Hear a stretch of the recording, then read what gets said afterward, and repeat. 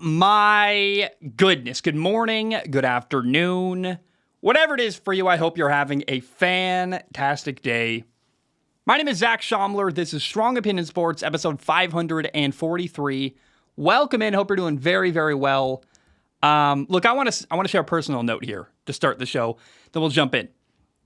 I put a message on Patreon. I said thank you to everybody. I want to be clear. I've got an amazing job. Talking about sports is incredible. And I have the perspective now of someone who has done other stuff than that. You know, I did HVAC for a couple months, and I was in crawl spaces every day in attics when it's 90 degrees outside, putting in refrigerant lines and brazing metal and cutting sheet metal and building these transitions from like a furnace to, central heating. I enjoyed it. It was tough. I got my license in a month and a half. I'm very proud of that. But I have perspective, and I've done other jobs, and I want to acknowledge how great this job is and how lucky I am to be here. And it's not very often people get a first opportunity to do their dream job, let alone a second chance. And we're at the end of our first week back. It's Friday. It's the fourth show of the week. And I'm very grateful. I got off the phone this morning with a call. Looks like we got a big sponsor for August. It'll take 3 months till they pay me. But look, we're headed in a really good direction. And in the meantime, I'm eating rice and spicy mayo every day, doing the best I can to just keep the lights on till we can make it, till things kick in and go into gear and football season starts. But my gosh, it's good to be back. And we're going to talk about a really big story today of a guy who got a second chance. So when he got his opportunity, he took it, he ran with it, did the best he possibly could. And I'm trying to do the same thing. I want to build a really cool thing here. I love this show. I believe in it. I love what I do.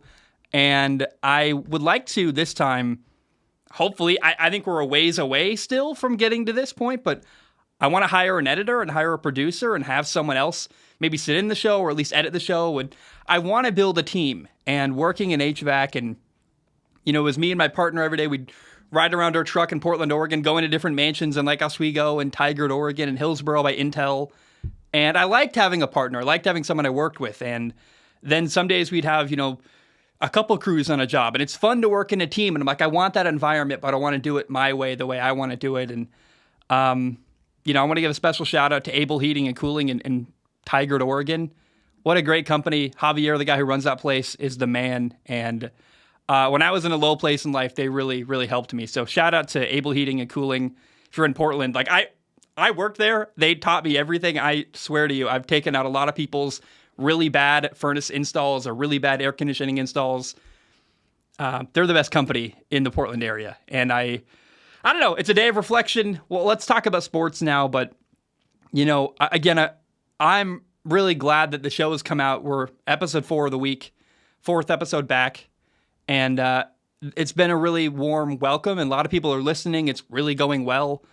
And I'm very, very grateful for that. I'm so thankful. And I don't take this second chance lightly. I'm going to do everything I can to do what a player we're going to talk about in a little bit has done with his second chance. And I don't know. I just want to say thank you. Now, you can support the show at patreon.com/Zach Schaumler, patreon.com/Zach Schaumler.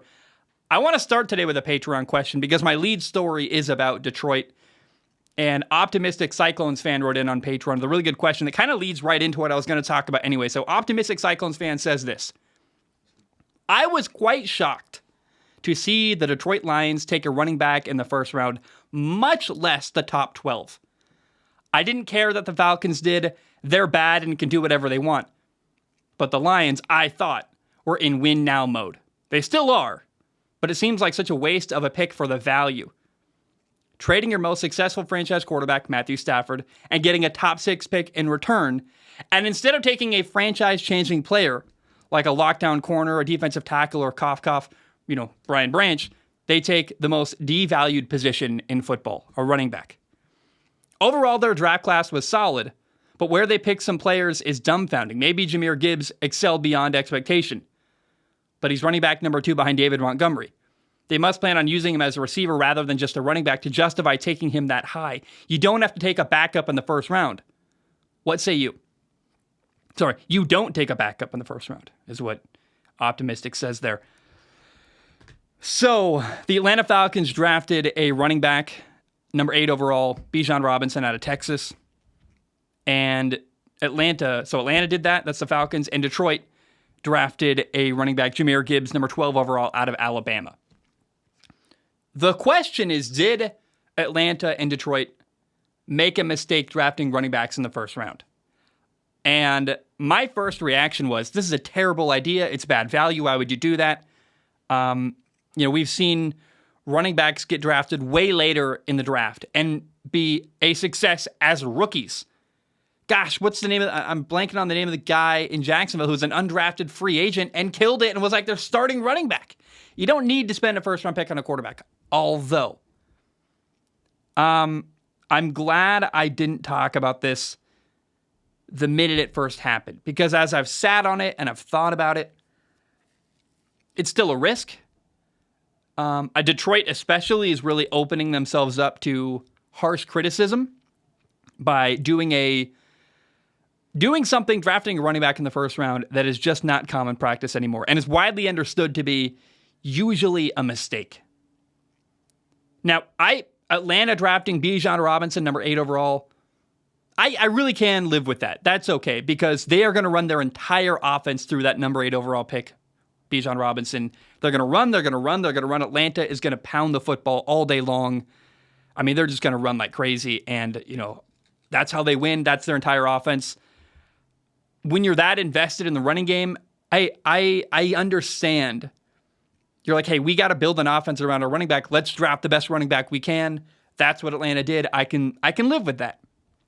Maybe it'll work, maybe it won't. I'm not the biggest fan of Arthur Smith, but we have different philosophies, and I can just acknowledge, hey, he's got his style, I've got mine. Let's see what happens. But it is a big investment to spend a first-round pick on a quarterback, especially when you're passing on Jackson Smith and Jigba, a really good receiver. You're passing on Jordan Addison, a really good receiver.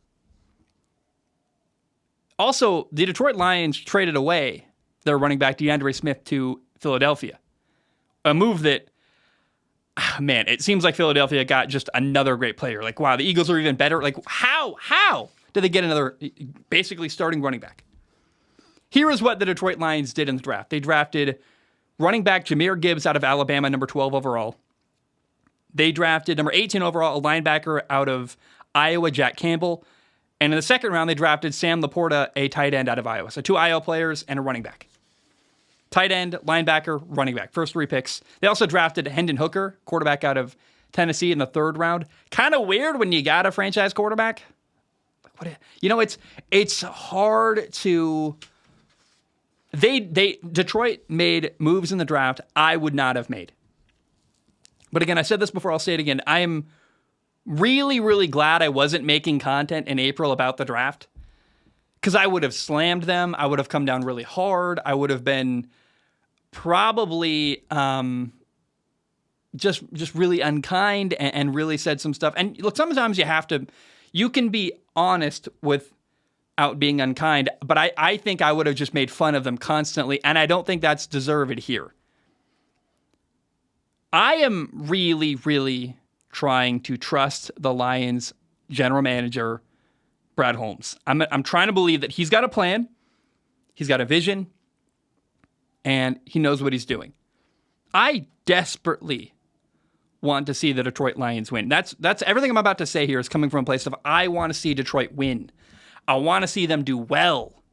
I think they're close to doing that. They were a team last year that was hard to beat. Like I've said this before, it's kind of a cliche line at this point when I talk about the Lions, but they were a team that when you saw them on your schedule, you were no longer able to say, hey, we're playing Detroit this week. Easy win. Hallelujah. Let's just take the week off. No, now it's like, hey, Detroit, they're gonna punch you in the mouth. They're gonna make it really hard, and they might even beat you. If you're not careful, if you slip up, they're gonna challenge you and maybe beat you.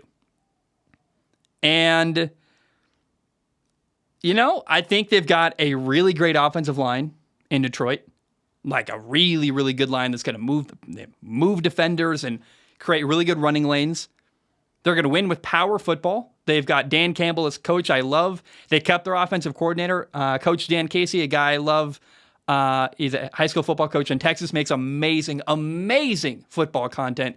He posted something, an interview with a guy, the offensive coordinator in Detroit, saying, look, I could have left for head coaching opportunities and interviewed, but ultimately, why ruin a good thing? I'm here to stay. I love working with Dan Campbell. Love going to my job every day. I'm going to stay here in Detroit. I think that's awesome. Self-aware. And I look at Jahmyr Gibbs.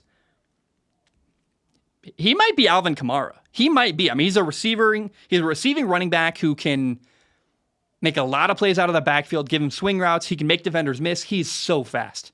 Jahmyr Gibbs is unbelievably fast. Like 2 steps and he's at full speed. And you're like, oh, okay. Good luck tackling him. He can run with power. He's got such a strong lower body. Like he runs through arm tackles like crazy. He's Alvin Kamara, I think. I think he's going to end up being a really, really good running back. I don't know how long he's going to last. Running backs in the NFL, they last 3 or 4 years, and then they're kind of, their tire shred's all worn out. But let's acknowledge, hey, week 1 for the Lions this year, Jahmyr Gibbs, David Montgomery, that's a really good 1-2 punch at running back, one of the best in the NFL. Got a bunch of really good receivers, Amon-Ra St. Brown, Josh Reynolds, Marvin Jones. Jamison Williams is suspended for 6 games for gambling. That sucks. I thought what the Lions were going to do in the draft was make their defense better and draft a receiver to support their quarterback, Jared Goff. Again, they could have drafted Jordan Addison. They could have drafted Jackson Smith and Jigba. But they drafted a running back. Maybe some of the philosophy is, hey, we're not just trying to win in Detroit in our dome early in the year. We want to win games in cold weather, and we want to win by pounding the rock and make it physically difficult to play against us. I'm hopeful. I really believe Jared Goff is a better quarterback. The Lions quarterback is better than he gets credit for. He kind of got clowned on. We got traded away from L.A. to Detroit. He leaves L.A. The Rams get Matthew Stafford. They win a Super Bowl. The immediate thought is Matthew Stafford's really good. Jared Goff is garbage. I don't think that's true or fair. And I also think that Jared Goff's going to be a different quarterback this year than he was last year, than he was 4 years ago. He's just getting better and better and better and incrementally better. He throws a beautiful ball, and they're building a good team around him in Detroit. But man, drafting a running back, it's a really risky move. Drafting him in the first round is a risky move. Excuse me. You're opening yourself up. If it goes wrong, you're going to get made fun of. And it's not great. But I'm trying to approach this with humility and say, look, Brad Holmes is an NFL general manager for a reason. He's made a lot of good moves up until this point. His plan might be different than the plan I would have had in Detroit. But it doesn't mean it's not going to work. It doesn't mean it's not a plan that could succeed. I don't want to figure out how to tackle Jahmyr Gibbs. They're going to run the ball well. They're going to use a lot of play action. I am intrigued. I'm optimistic and hopeful. I'm not going to guarantee success, nothing like that. But when it comes to talking about the Lions drafting Jahmyr Gibbs, number 12 overall, I probably would have made fun of them in April, and I'm glad I didn't, because the more I think about it, the more I go, this could really work. They're going to run the ball well. They got a great running back for a couple of years. Let's see what happens. I think there's a chance the Lions win their division this year. And I just am trying to have an open mind and trust that Brad Holmes and the Lions organization, it's so funny to say that. It's so funny to say that they know what they're doing and they know better than me. But you can't judge them on the Lions of old. This is a different Lions organization run by different people with different players and different decision makers. And I am just trying to believe that the Lions are different. Detroit's a different organization through and through, and these are not terrible moves made by dumb people. These are moves that are made intentionally with thought process and design. And man, I've got an open mind. I'm really trying with Detroit. I want to see them win so badly. When Atlanta drafted a running back in the first round, I went, that makes sense. I don't love that, but it fits in with their philosophy. What Atlanta's trying to do running the football, like 12 plays a drive, of course they're going to draft a running back in the first round. When Detroit did it, I was like, oh, not what I would have done. But he is a great player. I mean, Jahmyr Gibbs is admittedly going to be a really good running back, I believe. He's dangerous. And he's the kind of guy you throw him a check down and make a man miss and run for like 40 yards. I mean, he really is going to be really difficult to tackle in the NFL. And I've got an open mind. Let's see what happens for the Lions. I am trying to be positive here and believe. It takes a lot of faith for me because I've made fun of people drafting running backs a lot in the first round. I've said that's a terrible move. It's a bad decision. But you know what? Let's see what happens in Detroit. There's a chance they're going to be... I desperately want to see the Lions go from a team that's, hard to beat to winning consistently. And oh man, I'm not a Lions fan. I don't have a favorite NFL team. Thank goodness. That sounds really painful. Can you imagine being a Lions fan for years? But I'm a borderline Lions fan, man.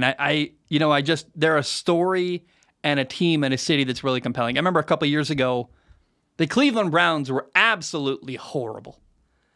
And I was like, they're the little engine that could. You root for the underdog. You want to see them win. You want to see them do well. They drafted Baker Mayfield. They made the playoffs. It was awesome. I was like, sweet. Okay. Hallelujah. They have done it. And then emotionally, I was like, I don't really care about the Browns anymore. You got rid of Baker Mayfield. You already won your playoff game. You used all the emotional energy I had for you. Then you made the move for Deshaun Watson. Now I really don't want to support the Cleveland Browns. So my emotional energy to cheer for the Browns is totally gone. But there's still one more. There's a couple organizations in football that have been bad basically my entire life. It was the Browns. The Lions have been awful.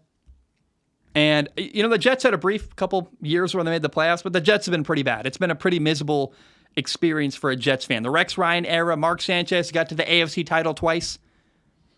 But all in all, it's been pretty horrible for the Jets. And this year, there's a chance that the Jets and the Lions, two historically, or at least in the last 20 years, have been mostly horrible.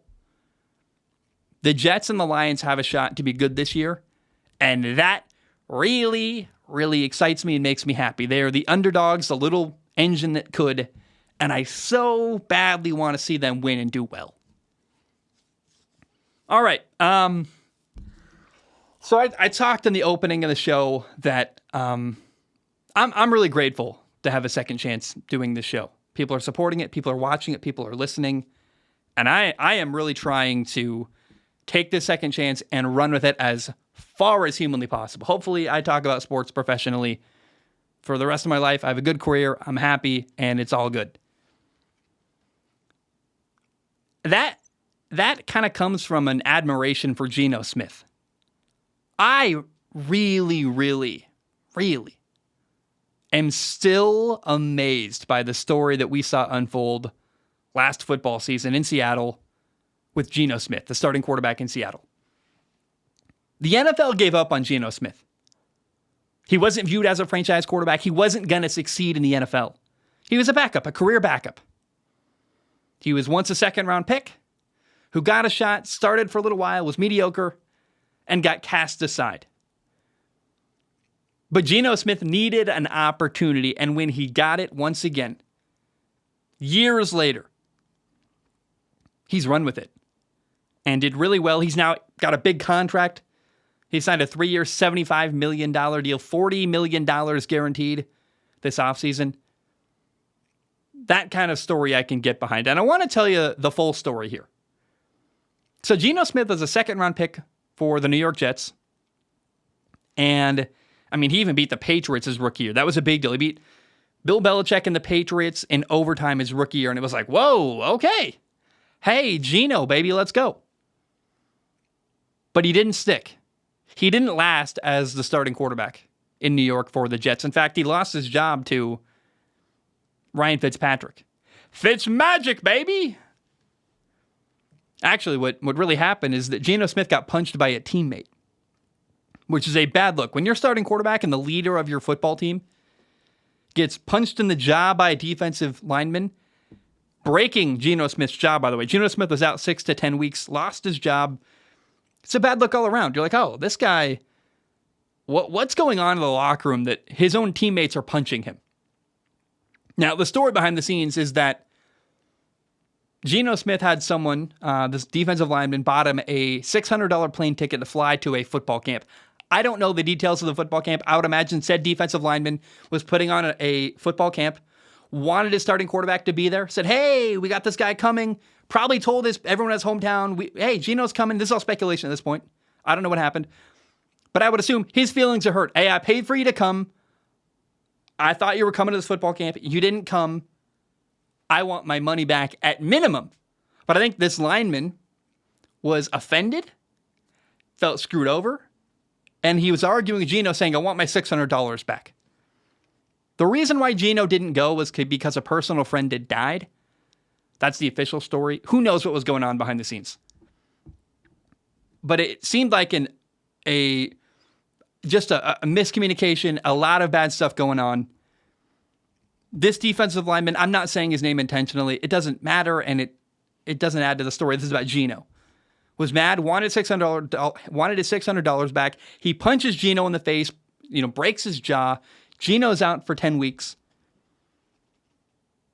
And given that at the time, Geno Smith he'd been pretty mediocre as a starting quarterback. It made him look bad as a leader and a quarterback. And then Ryan Fitzpatrick comes off the bench and plays incredible as the Jets starting quarterback filling in.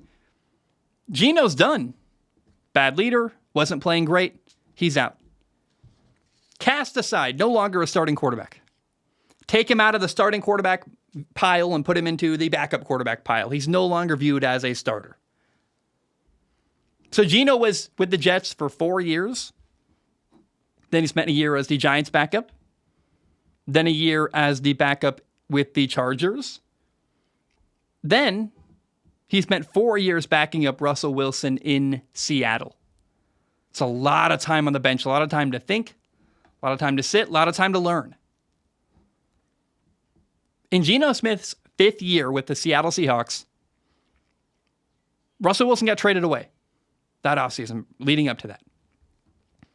And leading up to Geno's 5th year with Seattle, they said, you know what? We're not going to trade for Baker Mayfield. We're not going to make any crazy moves. We're not going to go get Carson Wentz. We are going to commit to Geno Smith. A move at the time that seemed insane. What are you doing? Geno Smith.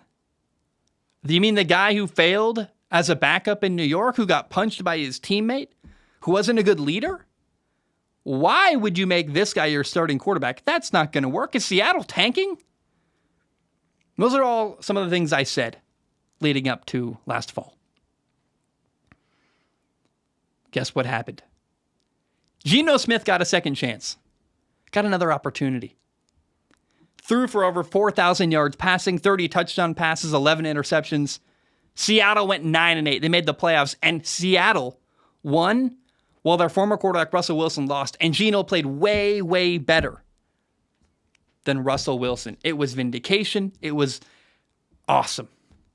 And to see a guy, Geno Smith, take that opportunity and do so well made me really happy. Now he's 32 years old. Geno has a 3-year, $75 million contract. I'm happy for him. That's the story of a man getting a second chance and really, really doing everything he could to maximize that opportunity. Look, he got paid. He's got $40 million guaranteed. So I'm happy for him. I hope he plays well this fall. I think he will. But it's the story to me that I go, it's a guy who took care of business, got paid, and man, I hope he continues to succeed. Fly high, Geno Smith. I'm rooting for you. What an awesome story.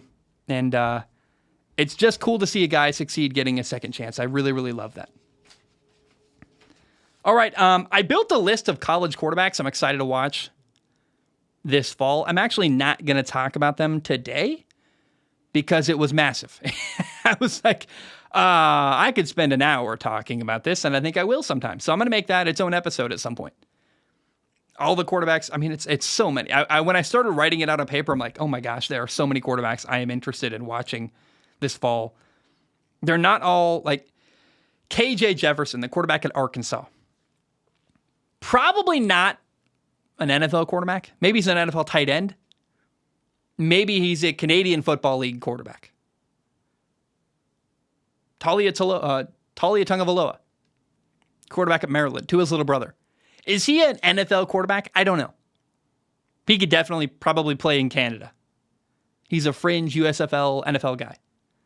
Although, maybe he blows me away and plays well this fall. So it's not just the guys who have NFL potential. It's other quarterbacks who are just going to be interesting and fun to watch.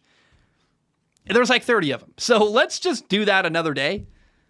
I want to make that its own special episode. We'll do probably a meaty topic about college quarterbacks, and we'll do some Patreon questions sometime next week and call that an episode. But I don't feel the need to talk for an hour right now about all the quarterbacks I'm excited to watch this fall in college football. Instead, I want to tell you about Andre Johnson. Andre Johnson was in the NFL for 14 years. 12 of those years he played in Houston. I am a really, really big fan of Andre Johnson.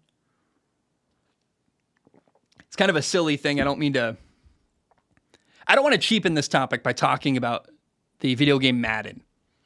But I play Madden 11. I am stuck in the past. I hate the new Madden games. Madden 11 is the best Madden of all time. I've got a brand new Xbox 360, brand new, meaning it's like, I bought it when it was new when I was in high school, and I boxed it up and kept it in Tupperware, literally, and I only took it out to play Madden 11. The entire existence of this console was so I could play Madden 11 and Banjo-Kazooie. And when I'm done with Madden 11, I put it away, and because I don't know if you know this, you can't go buy Madden 11 today and play it. It's not available on PC. There's no backwards compatibility. The only way to play it is if you have a disc and a system to run it. So I got 3 PlayStation 3s and an Xbox 360 dedicated. That's how much I love Madden 11. They exist so I can play Madden 11. That's it. And then like Infamous and Ratchet and Clank. In Madden 11, my go-to receiver is always Andre Johnson. He's incredible. Now, Madden is not real life, but I was playing Madden and I was like, I should talk about Andre Johnson, how amazing he was, and why he's related to a player that's playing currently.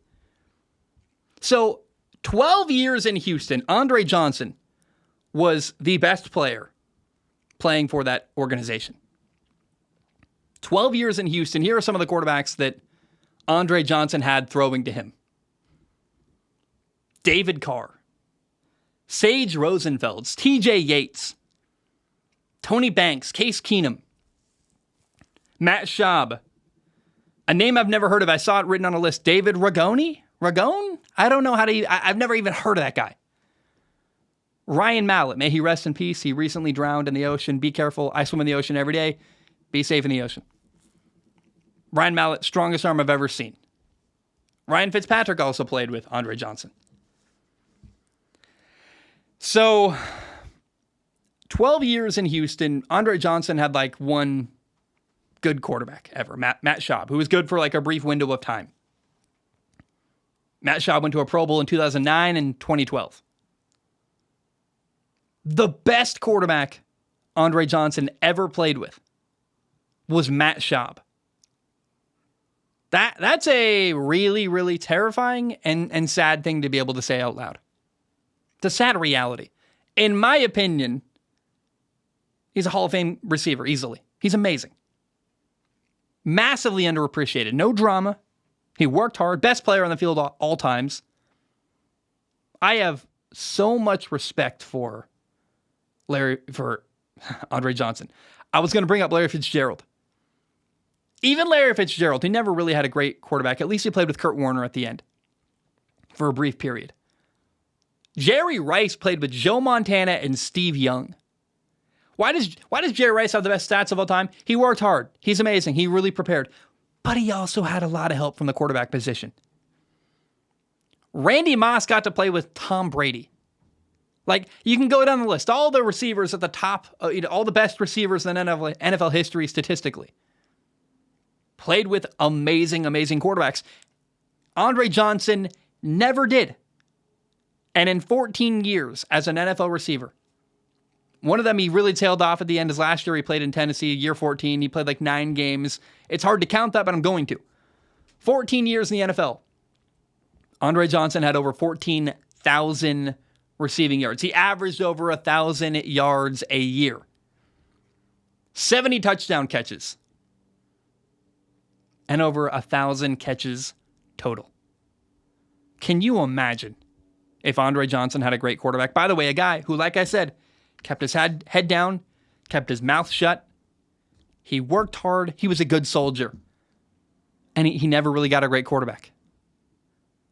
It's so sad.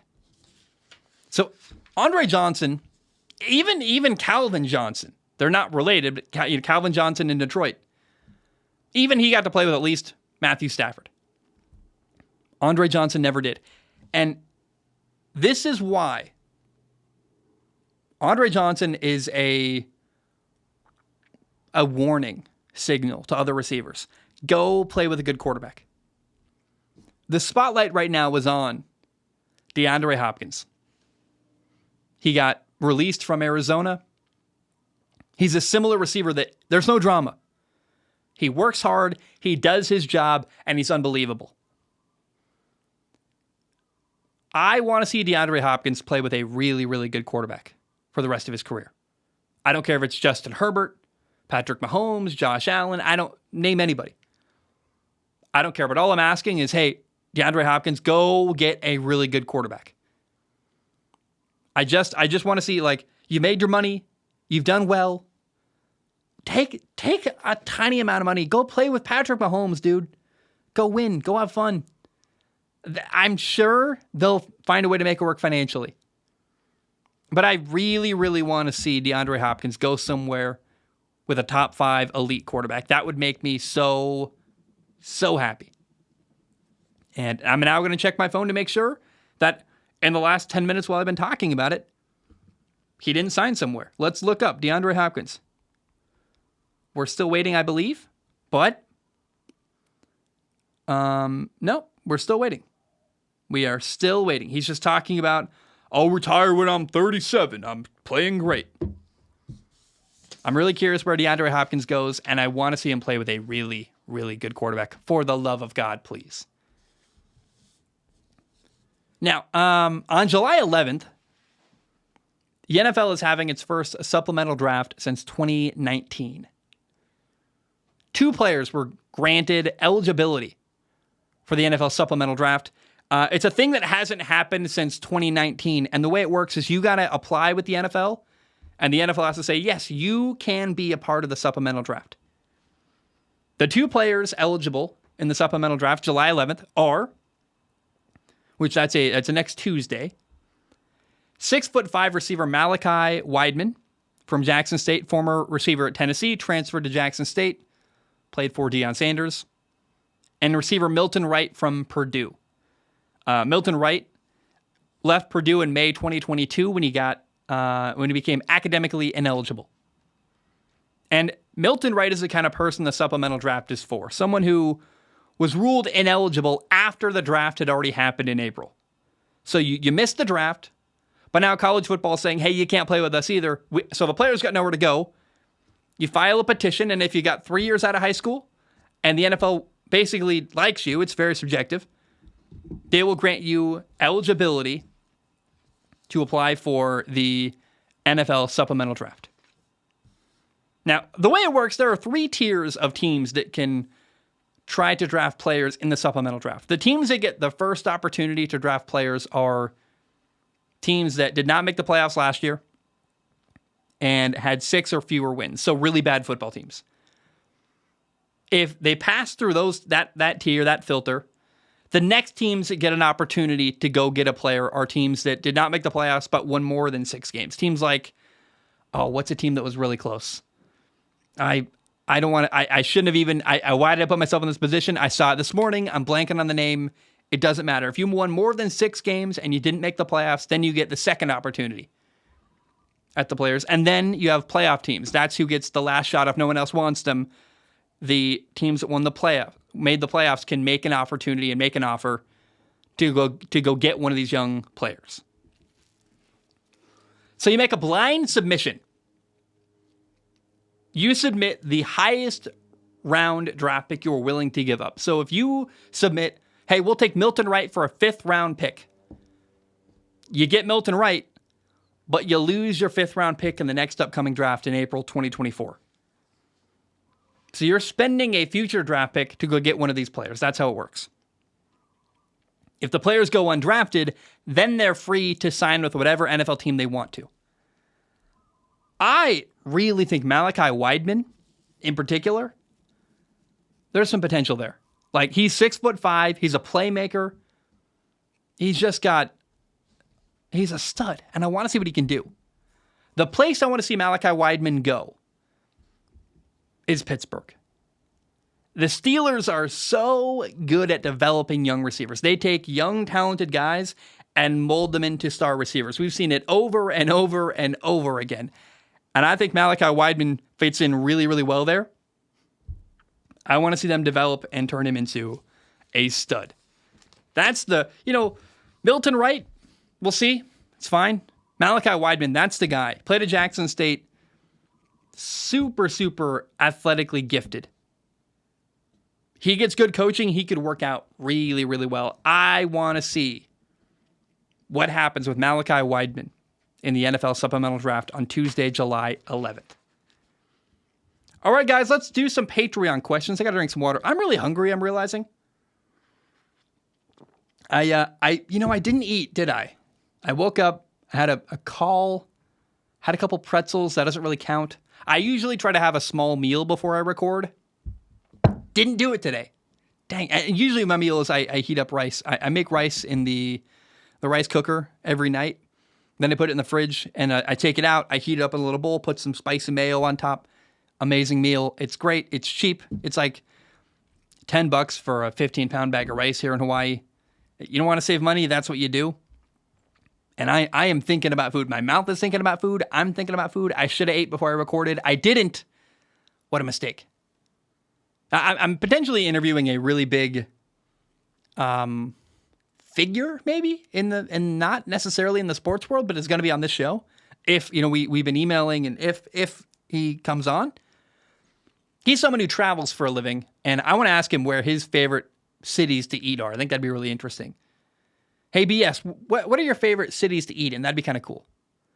BS is like a tease. See if you get who that is.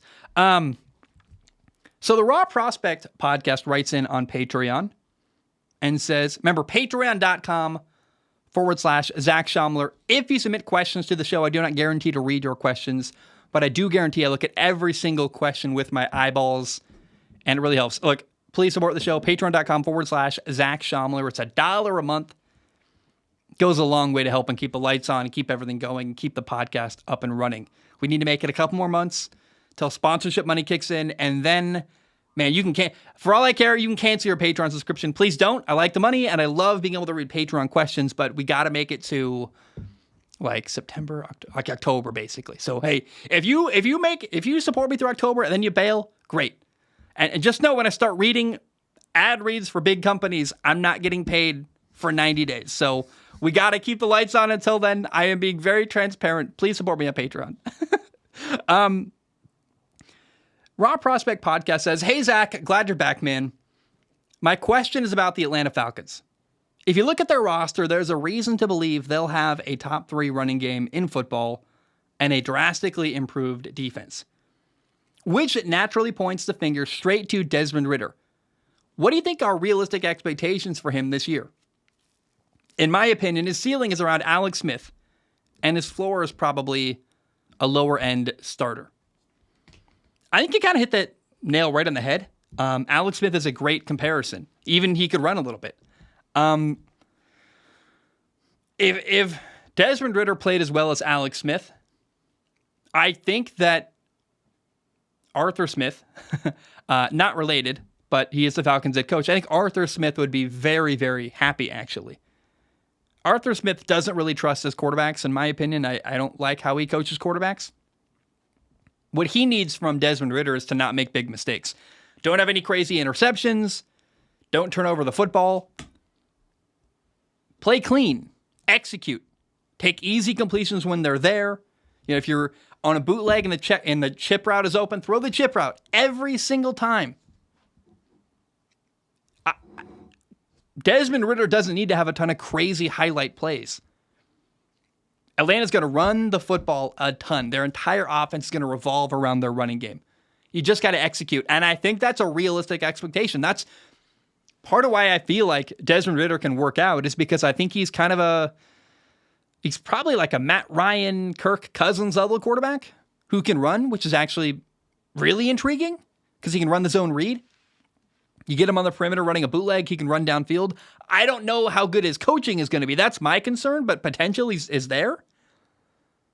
And because I don't think they're going to ask him to do a lot, he doesn't need to be Patrick Mahomes. He doesn't need to be Josh Allen. He's not, by the way. He's got an average arm, but he's fairly accurate. And, I mean, throws the ball way better than I do. He can run. And I think they're not going to ask a lot of him, which makes success for Desmond Ridder is very, very achievable. And it gives me confidence. Like, okay, they're asking him to do reasonable stuff. And I think he can do it.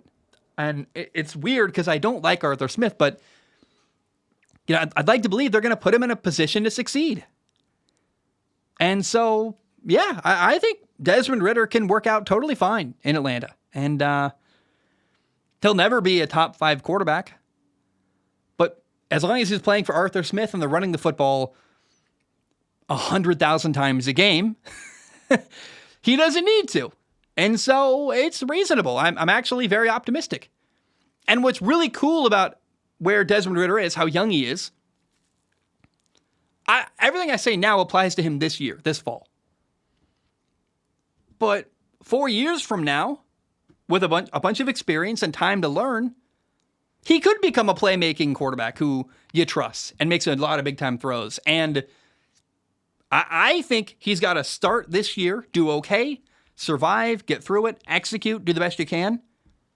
And once you get going, then you can make tweaks. You can do little things to get better and improve. And if Jalen Hurts is any example, a quarterback who got way, way, way, way better as the years have gone on, meaning there's an example. We know quarterbacks can improve. What they are today does not mean they have to be that way forever. Desmond Ridder could be a different quarterback 5 years from now than he is this year, but he's got to get through this year. He's got to solidify his position as a starting quarterback in the NFL. Then we can get cute and worry about how good he can be and what his potential can be. Let's just see him play well first. But I don't think there's an unreasonable expectation for Desmond Ridder. Take care of the football, play clean, manage the game, run the offense at a high level, meaning you hand off the ball like 1,000 times and throw some checkdowns and, you know, throw the ball on time and don't throw bad picks. I mean, that's not a crazy amount of things to ask from your young quarterback. And once he's, you know, planted himself firmly in the ground, then he can get better, and then the sky's the limit. So I like Desmond Ridder. He's awesome and like a good person to root for. I mean, like an easy person to like. And I feel like it's going to be okay. Maybe that's the theme of today's episode. It's going to be okay. Like, yeah, and okay is exactly what Desmond Ridder needs to be. Did the Lions do the right thing drafting a running back? I don't know. But I'm hoping it's going to be okay. Josh writes in. Josh says, "Hi, Zach's eyeballs and other face orifices, peripherals." I love that. Please when you're introducing, you know, the question or the write-in, get as creative as you want. I want to have fun with that. First of all, I found Strong Opinion Sports during the pandemic, like a lot of people have, and I want to emphasize how great your content is and how it stands out from the rest of the sports media.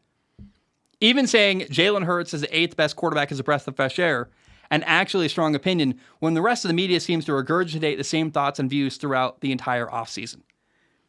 Anyways, my question today is about Tua and whether or not he's actually injury prone. The sports world is quick to say the Dolphins would be a contender if only Tua could stay healthy.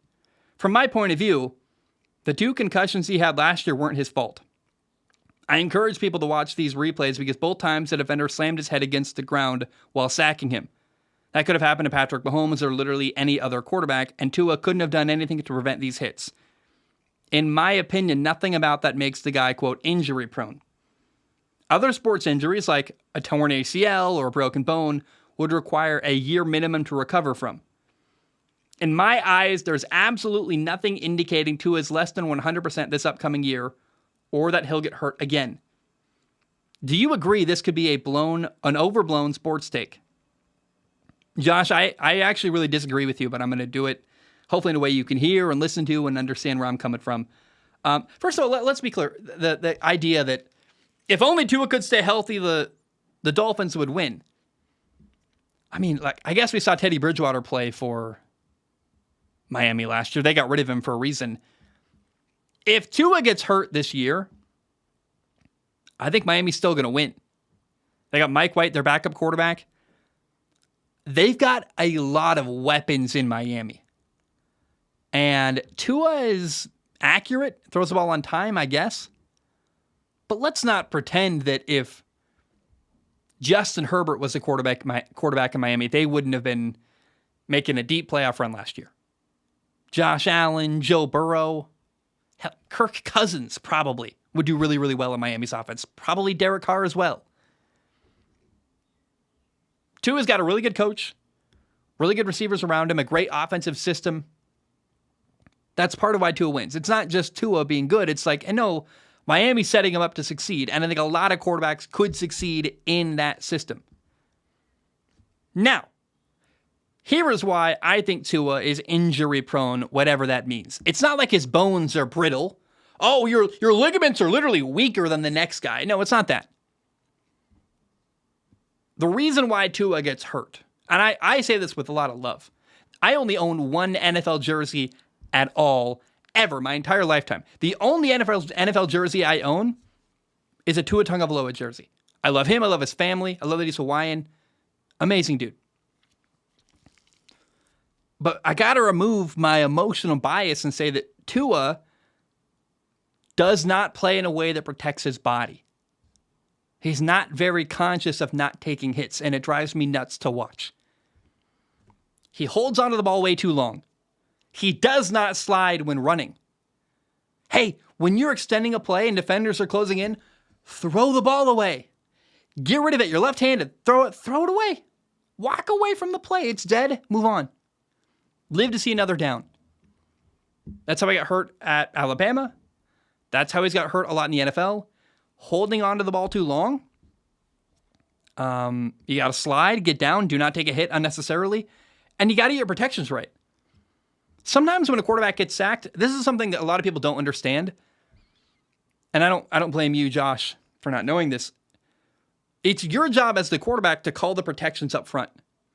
You're reading where the Mike linebacker is. You're reading how things are set up and going, okay, we're going to adjust protection based on what we're seeing up front from the defense. So you got to make the right call as a quarterback and get your offensive line in a position to properly block for you. And also understand the concept well enough to know, hey, in theory, we got that stand-up linebacker is technically our edge rusher. In theory, we can block him, but you got to understand the weakness of your protection and say, I still got to be aware of that guy. I know we've got it blocked. I made the right call. And maybe the only one given the front we're seeing. But that guy hanging out there, he's a risk. I'm depending on my right tackle to make it all the way out to him and see him, and my running back to help chip with him. And if either of them miss, I'm screwed. So you got to be aware of who's coming after you and the weakness of your protection. Tua's done that poorly in his career. Not great with protections. He doesn't slide. He holds onto the ball too long. Doesn't throw it away. Tua plays in a way that puts himself in harm's way. It's not that Tua's ligaments are weaker or like his body is frail. It's that the dude gets rocked and takes unnecessary hits, and they add up. They pile up on a quarterback. And unlike a running back, I don't know how to say this. When you're a quarterback in the pocket, you're kind of just really in harm's way. When you're running downfield, I know running backs get hit more and their bodies, they get worn down. But something about moving and being in an athletic position helps too. When you're just a sitting duck back there, you get leveled. So you got to be aware where defenders are. And Tua doesn't play the quarterback position in a way that protects his body. Does that make sense, Josh? So that's why I think Tua is, quote, injury prone. It's not that his body's weak or frail. It's that he doesn't take care of himself and do things he could do to avoid hits better. All right. Carter writes in. Carter says, "Let's go!" I love you, Carter. Thank you, man. I just came up with I feel like I did that so cringy. I'm sorry. It's let's go with like 12 O's, and I don't know. I probably should have got up a little more like, let's go! I don't know. I regret how I read that. I'm not going to try it again. But I could have been better. I want to acknowledge with you in the audience, I could have done that better. I'm sorry. Carter says, I just came up with a question last night and was so sad there was no SOS, so this is clutch. I was watching the NBA Finals and there was a bad call on the Nuggets that didn't end up mattering, but it made me realize something. While I typically prescribe to, quote, if it comes down to the ref making a bad call, you didn't do enough to win, I don't feel bad, end quote. But I realized that in a championship game, shouldn't it be that close? Shouldn't it be so close that, it comes down to one tiny little thing? If the two best teams are playing their hardest, shouldn't it always be super close? It's a tough one. It's kind of I don't like talking about refs. A lot of people want to blame referees, and I'm coming from a place of I lost a really, really big game when I was playing once, where we blocked a field goal, they picked it up and ran for a touchdown. It was world's worst, like number one, literally on not top 10 Sports Center, Pete out the butt fumble. And instead of blaming the refs, and that was a bad call or bad communication, which, by the way, the refs were right, but instead of blaming that call, my coach was like, hey, we could have done these like 50 things better and won the game. We made a lot of mistakes along the way. So you can always be better. But when it comes to refs, you can't please everybody. Like a referee's got a tough job. No matter what call you make at the end of a game, someone's going to be unhappy. But if I was a ref in the Super Bowl, in the NFL playoffs, whatever, and it's hard to be objective here, but if I'm a ref, I'm not throwing a flag unless it's obvious. Like, it's got to be blatant and in your face, inexcusable. Like when the Saints played, was it the Rams? And they had their running back tackled downfield, and the ref didn't call it. Should have been pass interference, wasn't called. They got screwed over. That's a blatant call you got to throw the flag on. I think in a big moment like that, you let people play. You let people be a little more physical. You let players get away with a little more, a little tiny bit of a hold here, a little bit of, because everyone's doing their best and trying to get every edge they can to win. Unless it's obvious, you can't throw the flag at the end. But if you throw a flag at the end of a game, it's got to be something that even a fan watching his own team would go, dang, I hate that call, but that is pass interference. Like we can't tackle their receiver. Hey, we can't, a defensive lineman's coming after Patrick Mahomes. You can't tackle the guy to the ground if you're an offensive lineman. Things like that. I'm all for letting guys play, a little bit of a hold here, a little bit of a grab there, this and that. But you can't ignore blatant stuff. And in the big miscommunication with NFL refs in the last couple of years has been their calling plays that are close to penalties or might be technically a penalty, that are just a little bit like let them play a little bit. Unless it's obvious at the end of a game, step back. Don't insert yourself. Don't be a part of it. I don't want to hear the ref. I want to see the best players making the best play they can to win.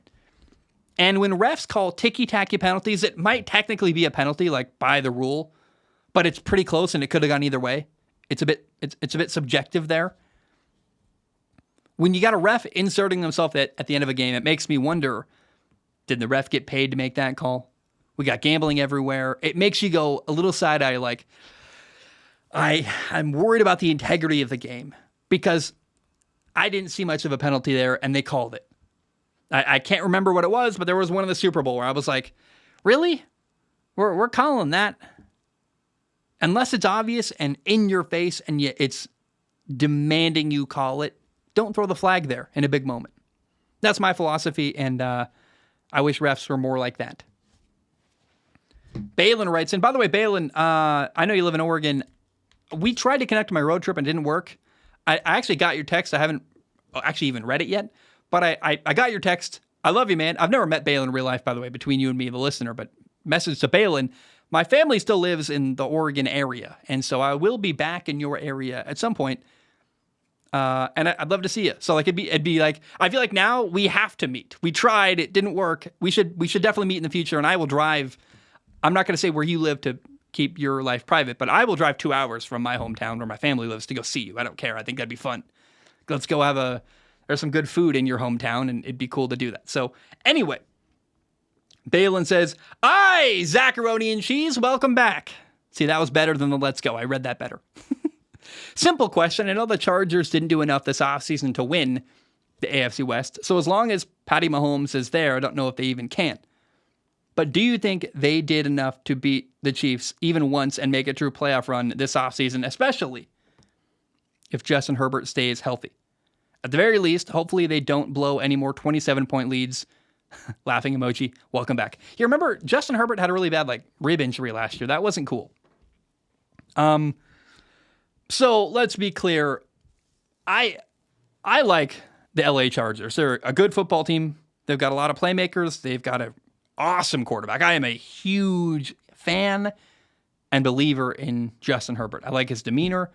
I'm a fan of the guy. Like he doesn't care. He just lives his life, and he's a really, really talented football player who works hard, and hard to not like him. The Chargers are not going to win their division over Kansas City. It's not going to happen unless Mahomes gets hurt and is out for the year or something crazy happens. You could beat Kansas City. Definitely, I think that's possible. But when you compare Kansas City to LA, the Chargers, head to head, who's got a better coach? Brandon Staley in LA or Andy Reid in Kansas City? Andy Reid's a far, far better head coach. So Casey's got an advantage there. Patrick Mahomes is a better quarterback than Justin Herbert. I love Justin. Mahomes is better. So Casey's got a better coach, a better quarterback. You could argue better playmakers. I don't know what kind of metric you can think of. If someone can think of one, write in, please. But due to my estimation, maybe they've got a slightly better defensive line in LA with the Chargers. But everything I can think of to measure these two teams against each other, LA is pretty good, but Kansas City is just a little better. And I'm not trying to hate on anybody, but I don't see LA doing anything to dethrone Kansas City. I like Brandon Staley. Seems like a guy whose culture I'd want to play in. Like he treats his players really well and creates a good environment to work. But he's not Andy Reid. And there's almost no one as good of a head coach as Andy Reid. Andy Reid is like, I put Andy Reid in the same category as Belichick. That's controversial because Belichick's won way more Super Bowls, but Andy Reid is a genius. He treats his players with respect. They love him. I'd rather hang out with Andy Reid than Belichick. Belichick's interesting and nerdy, but Andy Reid's fun and a genius. And the Andy Reid coaching tree is insane. Andy Reid is a clear, obvious teacher of football. He creates people that coach under him, learn how to be head coaches, and succeed a lot outside and away from Andy Reid. So I don't know that there's a future where, as long as Andy Reid's in Kansas City with Patrick Mahomes, LA can try. Justin Herbert, the Chargers, they can try to win their division. But even if they hire Sean Payton, that's interesting at least. But I think Andy Reid's still a better coach than Sean Payton. I was disappointed that the Chargers kept Brandon Staley. I like him as a person.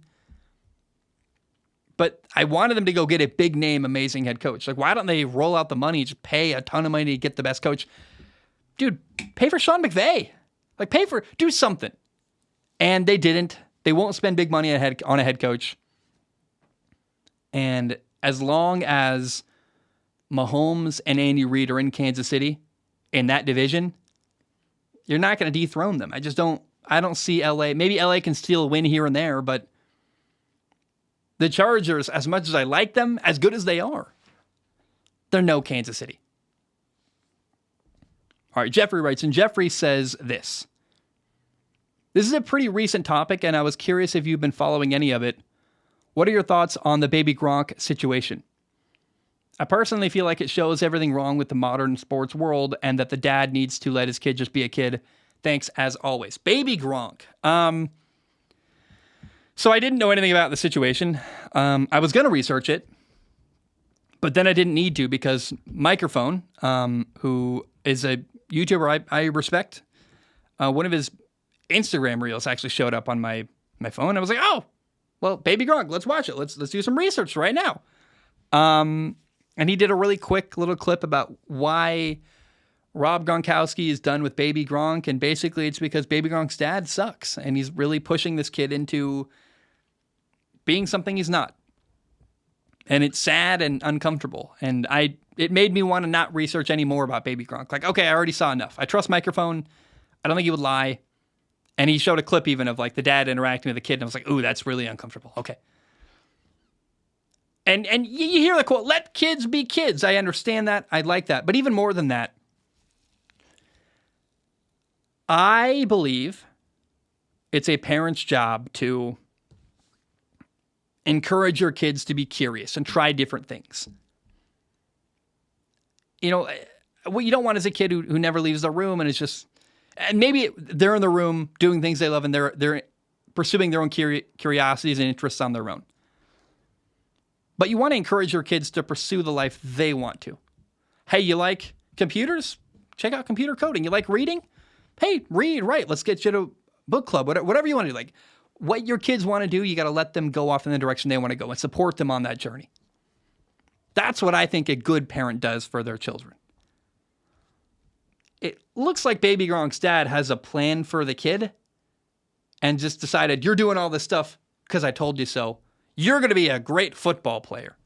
And the kid, Baby Gronk, never even seems to have decided he wanted that for himself. Not only is that not going to work, because you're not going to work hard enough on someone else's dream.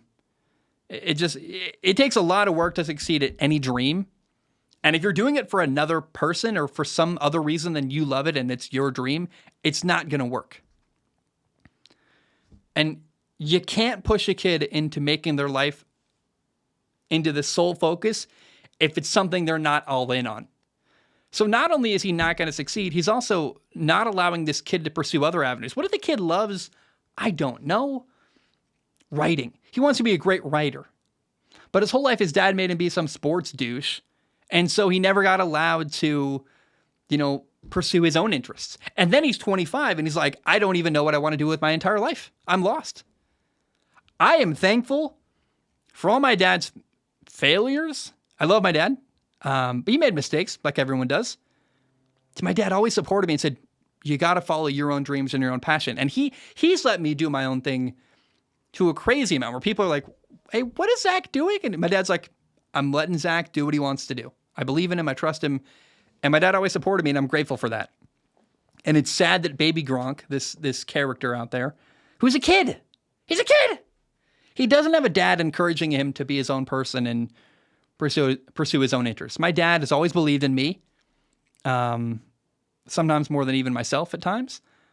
And my dad knows nothing about football. Like, I say this lovingly, like, my dad's a fan of football. We watched Tim Tebow as a kid. Like, he was a couch fan, like a normal person. But, when I went to quarterback camps with Trent Dilfer and Sam Darnold and Jordan Palmer, and literally Ricky Town is there, a guy committed to USC. Like, there's insane quarterbacks everywhere. And all these football dads are lined up, right? And all these dads are talking about cover 2 and have you taken your son to this? My dad doesn't know any of that. My dad's like, I just drove my kid here because he wanted to come to football camp, right? Like, my dad just was happy to support me in doing what I wanted to do. I really believe if I'd wanted to be a saxophone player, my dad would have driven me to saxophone practice. If I wanted to be, I don't know, in theater, my dad would have said, I guess I'm going to a bunch of plays because my son likes theater and he's going to do he's going to perform in Romeo and Juliet, right? My parents gave me the freedom to pursue what I was interested in. And it's led to lots of joy for me and lots of feeling comfort and love and support. And it's sad to see a dad who isn't allowing his kid to choose his own path and be himself. when there's a podcast that Microphone played on this, I watched like a 30-second clip and I felt like I already understood. So that's great content by Microphone, the YouTuber. It's a clip of Baby Gronk and his dad on a podcast, and his dad's like, hey, you should say this. He's like, no, come back. Say it this way. And then he tells him literally like a scripted line to say it. And you're like, oh my God. He's not even let his kid think for himself. That's sad. So, Jeffrey, that's my thoughts on the Baby Gronk situation. Shout out to my dad. You know, can I say one more kind note about my dad?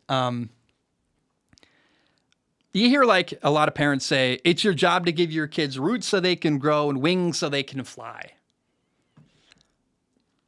Well, my dad, I think, is realistic and has humility. He knows that we had as most kids do, like we had a messed up childhood.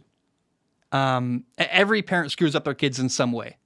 And frankly, it's on you, the kid, to overcome the ways your parents screwed you up, not on the parents. You can't blame your parents forever. When you're 35 and you're miserable, it's time to like pull up your big boy pants and start growing as a human. My dad always says, I gave you roots so you can grow, but I broke your wings. So you got to fix your own wings so you can learn how to fly yourself. I love that. And my dad always said, if you ever have kids, do a better job than I did. A lot of parents don't have the humility to say that. So I'm very grateful for my dad, his support. And watching a situation like Baby Gronk, it makes you sad to see a dad who I think is just, I think he wants good for his kid. That's what's really sad, is I don't think he realizes he's being a bad father. He's just misguided. And you're like, oh man, that's heartbreaking. A guy who's so clearly hurting his child and maybe doesn't even realize it. Like that's truly sad. So guys, I love you. I appreciate you. How long did we go? Dude, every episode this week, 4 episodes this week, just over an hour, like perfect timing. I love you guys. I appreciate you. Hope you have a great day. And bam, we are done.